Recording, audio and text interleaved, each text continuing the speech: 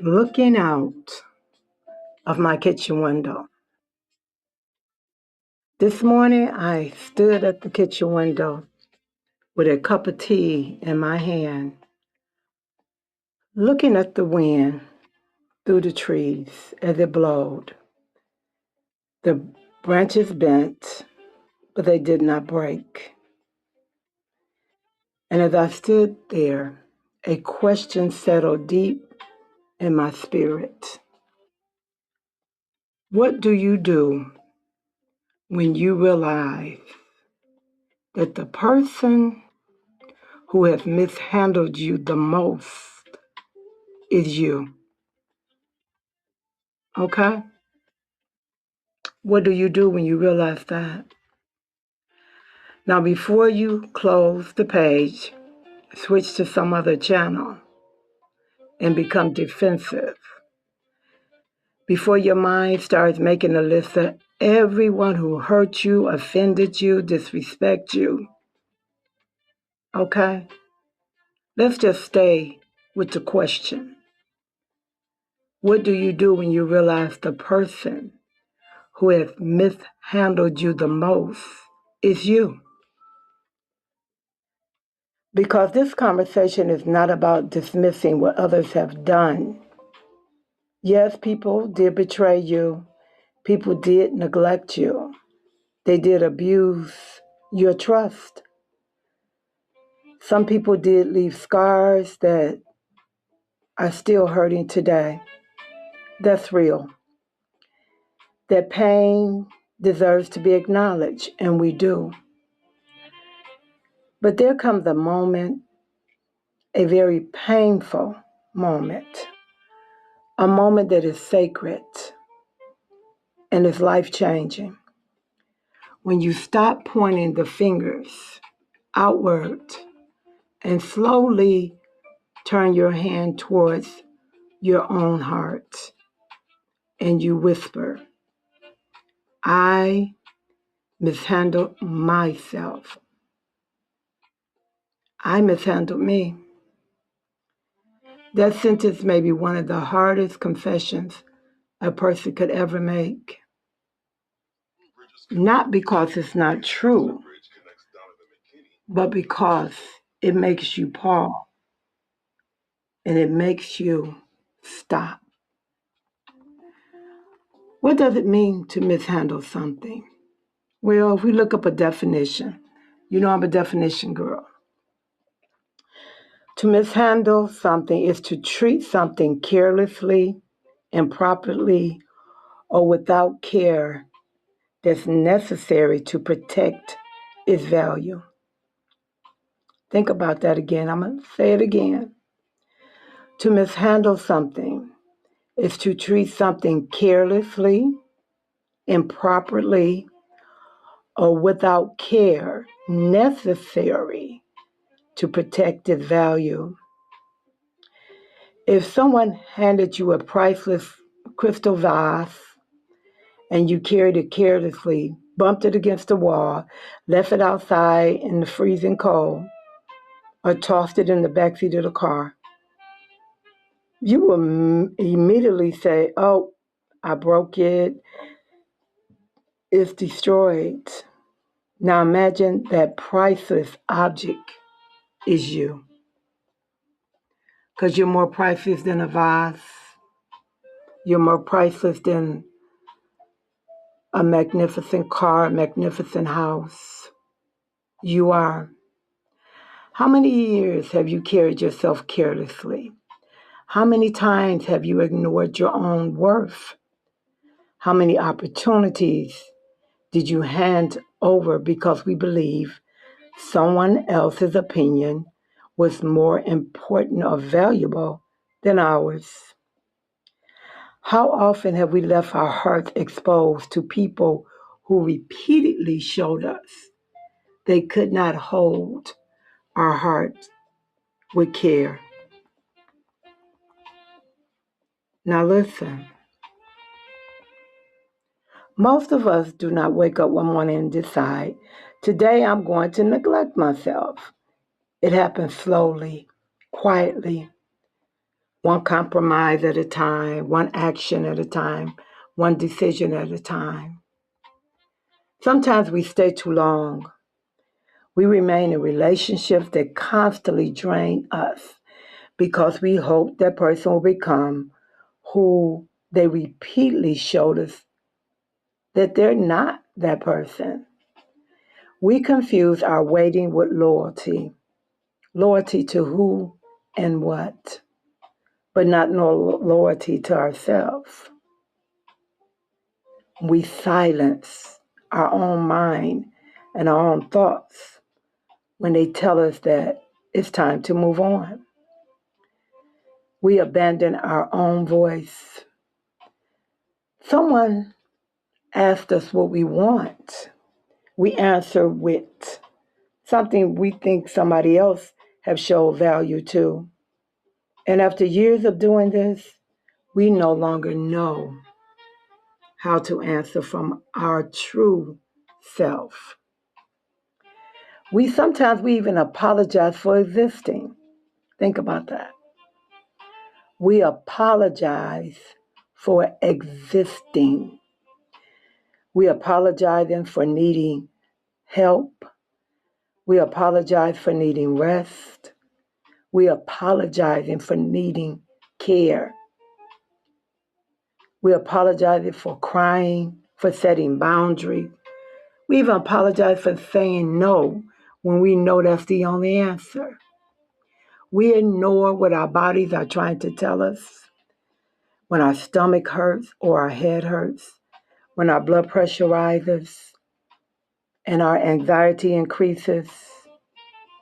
Yet we continue pushing ourselves because everyone else needs us. And we believe that what everyone else needs is more important than us. We become caretakers of everyone except ourselves. Everyone gets our best, our children, our family, our friends, our community, our church. So, what's left for us? What do we have? Sometimes we don't even have the crumbs to give to ourselves. And listen, not because crumbs satisfy us, because they don't, but because somewhere along in this journey, we stop believing we deserve fullness, a full meal, a full life. Sometimes the greatest neglect comes from within. There's another way we mishandle ourselves. We become our own harshest critic. No one speaks to us the way we even speak to ourselves in our head. We can say, oh, you're so stupid, you're so dumb, you're an idiot. You should have done that. You should have known better. You always mess up. You don't know anything. You're too old. You wasted your life. You threw away every opportunity, and it's too late.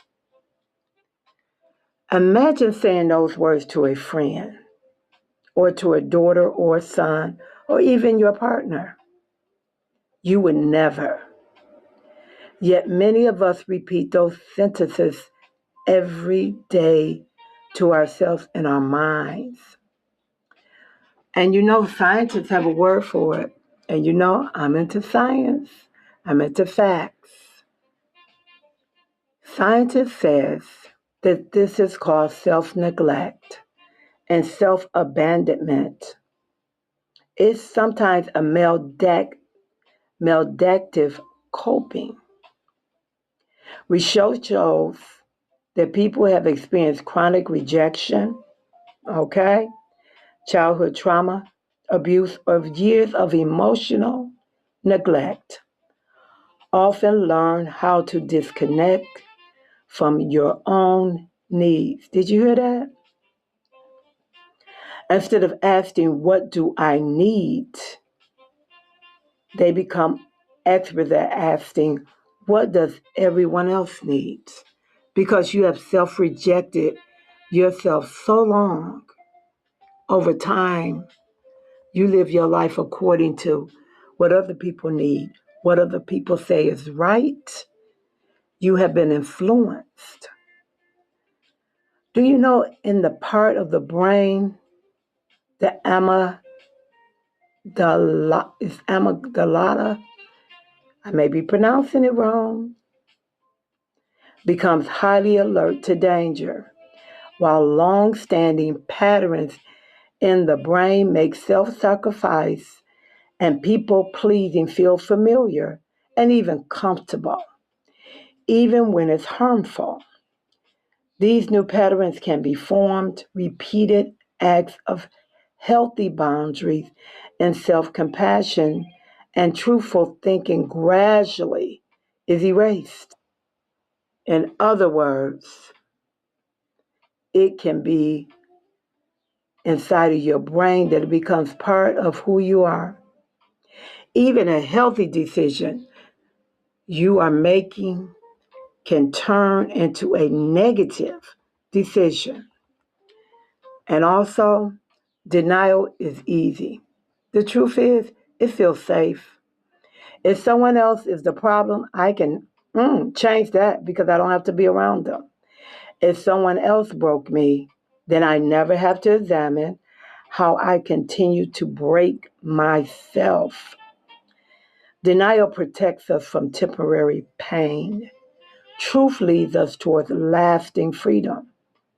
But truth hurts first because there's a grieving that has to take place. You have to realize that, yes, I have abandoned myself. And maybe that's too harsh for you to accept. But listen, grace changes your conversation. This is where many people become trapped when they don't give themselves the grace. When you finally see that, yes, you have mishandled yourself, not just in this season, but for years, and you begin to immediately punish yourself. And that's not healing. You begin to think, I deserve whatever I get, whatever the consequences is. That's not healing. It requires you to have grace with yourself. Sometimes you did what you did because you didn't understand. You had no understanding of life, what to expect from yourself, and how to get it. Grace is not pretending it never happened.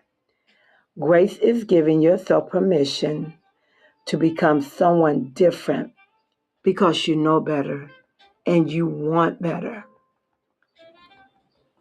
And you know, forgiveness is part of that too. There are people who may never forgive you, but there's another person who's waiting for you to forgive them. And that's the woman in the mirror. Forgiving yourself does not erase your mistakes.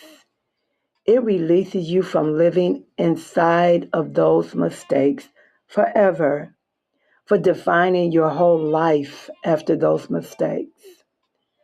Forgiveness can be as easy as saying, I cannot change yesterday, and I cannot stay in yesterday's shadow, but I refuse to give up my tomorrow. So let's think about, how do we begin this process? Choices, small choices.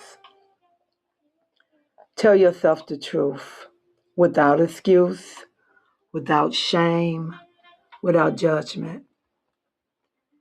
It's just as simple as saying, I have mishandled parts of my life. Acceptance, and sit with that pain regardless of how painful it is. Sit with it. If you need to cry, cry. If you need to pray, pray. If you need to scream, scream. You can talk to a counselor, a trusted friend, because pain acknowledges, and that's the beginning of moving forward.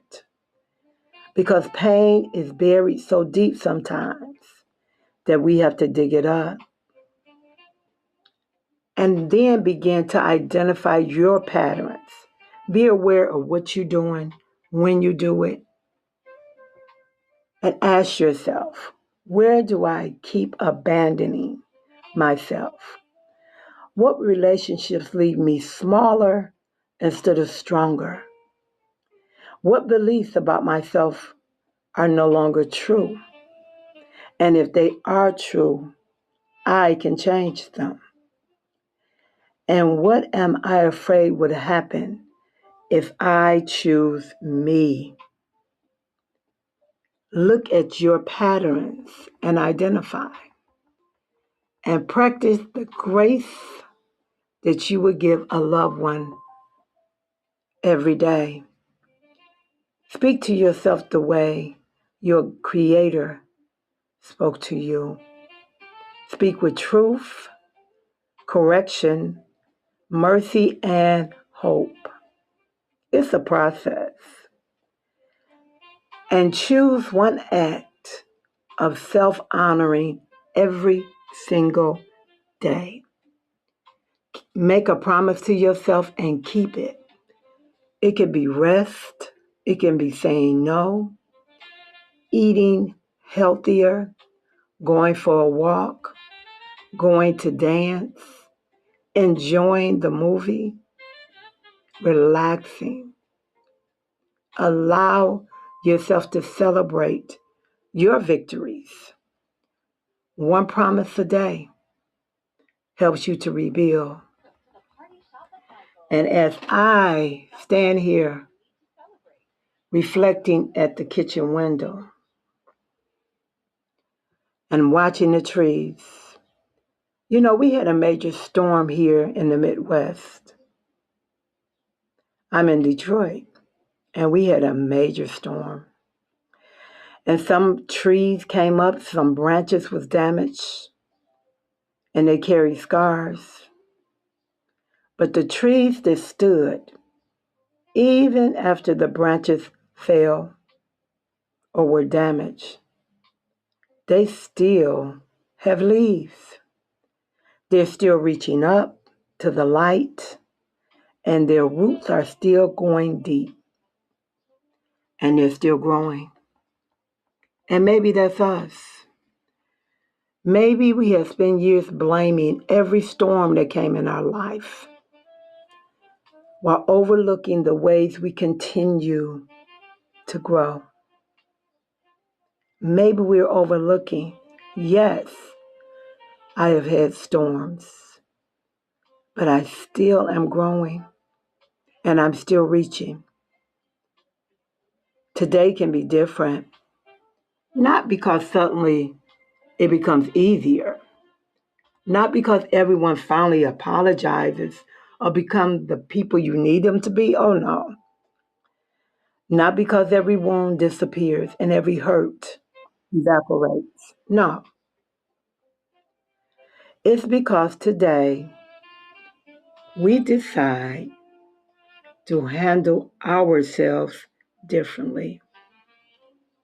We handle ourselves with kindness, with wisdom, with grace, with love, with courage, with truth, and above all, because we deserve it.